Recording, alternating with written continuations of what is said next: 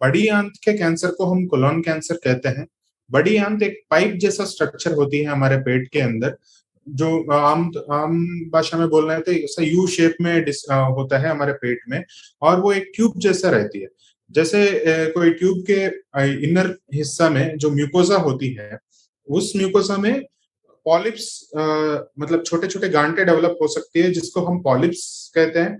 उस पॉलिप्स में वो कैंसर कैंसर में आगे जाके कैंसर की तरफ में बढ़ सकते हैं। वो पॉलिप को आप इमेजिन करना है तो एक मशरूम की तरफ सोचिए। जैसे एक मशरूम होती है वैसे दिखते हैं, और उसमें अगर कैंसर के रूप में वो ट्रांसफॉर्म होती है, तो वो कोलोन के जो वॉल है, ये ट्यूब के जो वॉल है, उसमें फैलने लग जाता है। जैसे जैसे वो डेप्थ बढ़ने लगता है, फैलने लग जाता है, और वो लिम्फ नोड्स करके छोटे छोटे गांठे होते हैं, गिल्टियां होती हैं, वो इंटेस्टाइन के अराउंड उसमें फैलते हैं, और वहां से उसके बाद शरीर में कहीं और जगह कैंसर के कण फैलने लग जाते हैं। उसी हिसाब से हम कोलोन कैंसर की स्टेजिंग भी करते हैं। आमतौर में कोलोन कैंसर अर्ली स्टेज में जब होता है, जो कोई मेजर सिम्टम्स होती नहीं है, इसीलिए इसी के वजह से पेशेंट्स थोड़ा सा पेट में डिस्कम्फर्ट महसूस हो सकती है, और थोड़ा ब्लोटिंग जैसा महसूस हो सकती है, और उसी के कारण वो नॉर्मल सोच के मेडिकल अटेंशन में आने में काफी देर कर देते हैं, क्योंकि वो लक्षण उतना गंभीर रूप में दिखते नहीं है। जब तक गंभीर लक्षण दिखने लग जाते हैं, तब तक बीमारी थोड़ा आगे बढ़े हुए होते हैं। जो very prominent symptoms colon cancer की तरफ डायरेक्ट करने वाले ये होते हैं कि लैट्रिन में खून मिल के आना, और या तो लैट्रिन, उनका जो नॉर्मल बबल हैबिट है, मतलब जो उनके बाथरूम हैबिट है मरीज का, वो उसमें बदलाव आ जाना। जैसे वो दिन में एक बार बाथरूम जाने की आदत है, तो वो उसमें ज्यादा फ्रीक्वेंटली जाने की जरूरत पड़ना, और लैट्रिन पास करते हुए उसमें खून मिलके आना, या काला लैट्रिन आना, या बॉडी में हीमोग्लोबिन की लेवल गिरते हुए चले जाना, और वीकनेस महसूस होना।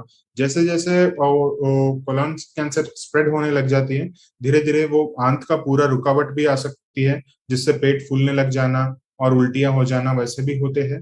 दर्द तब बढ़ने लगता है जब वो आंत में बड़ा होने लग जाता है।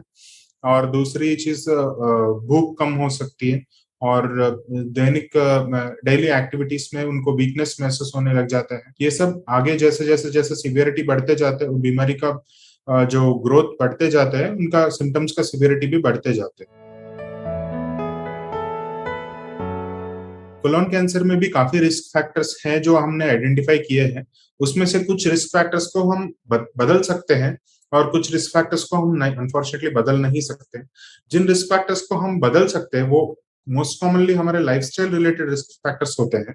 जैसे physical activity, not getting adequate physical activity, मतलब थोड़ा सेडेंटरी लाइफस्टाइल अपनाना, या मोटापा, और ये कोलोन कैंसर के रिस्क फैक्टर है।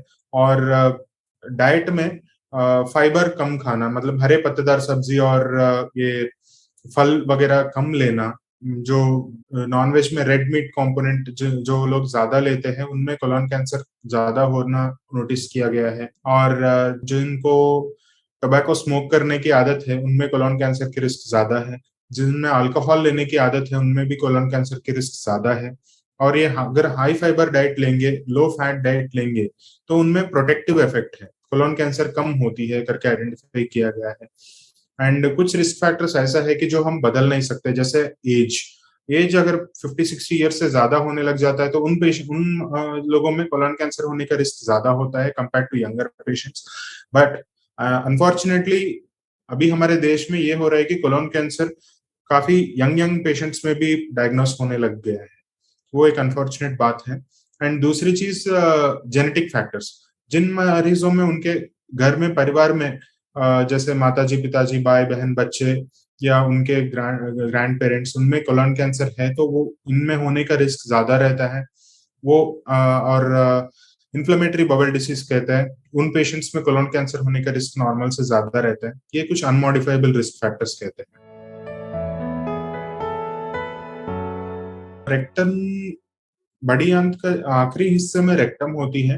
रेक्टल कैंसर को हम एक सेपरेट एंटिटी में डील करते हैं कोलोन कैंसर से, क्योंकि वो अपनी जगह पे जहाँ पे है वो सराउंडिंग में फैलने का ये ज्यादा रहता है।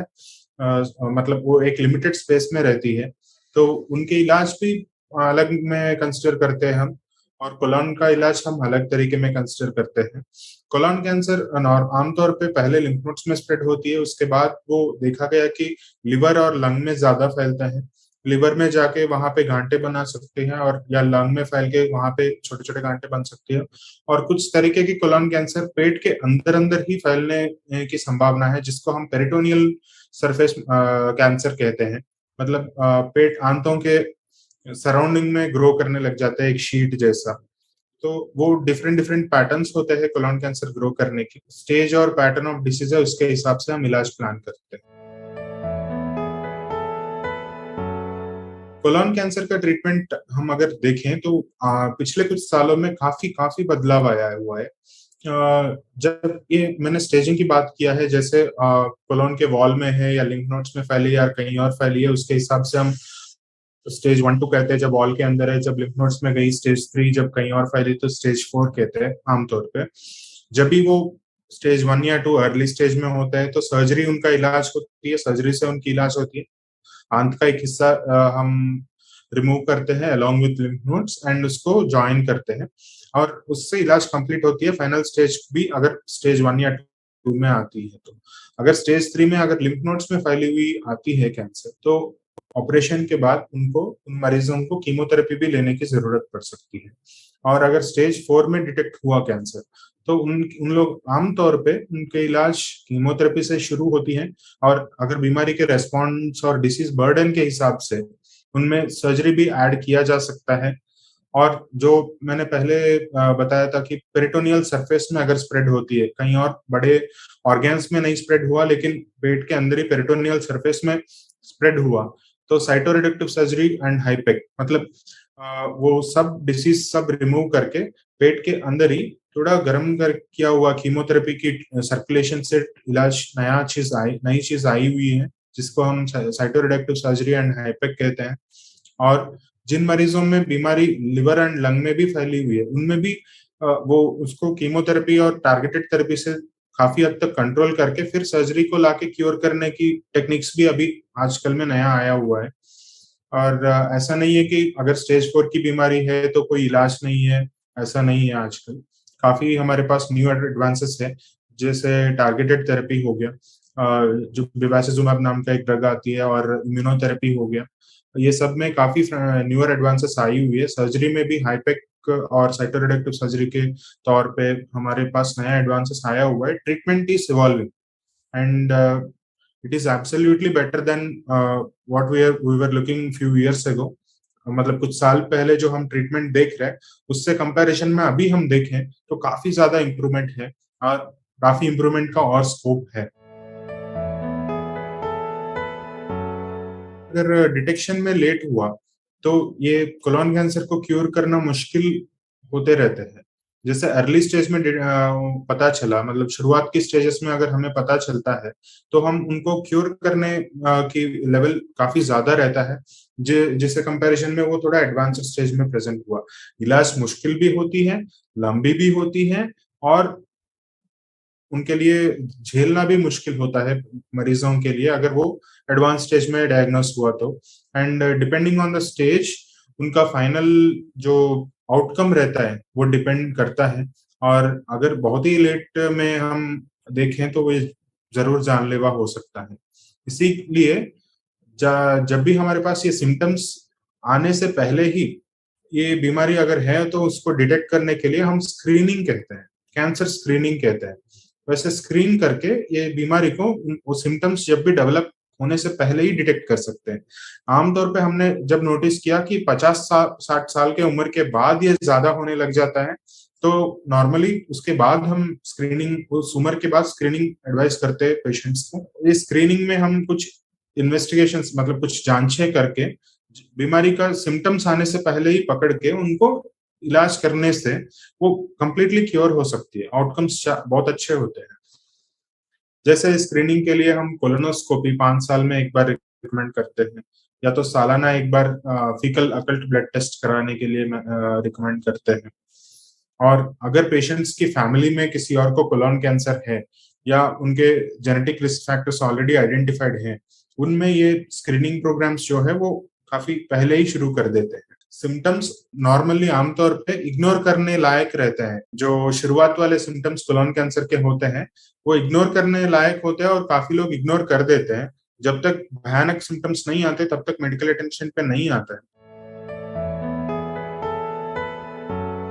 स्क्रीनिंग का मतलब ये होती है कोई भी बीमारी के सिम्पटम्स आने से पहले हम कुछ जांच करके उनको डिटेक्ट करना।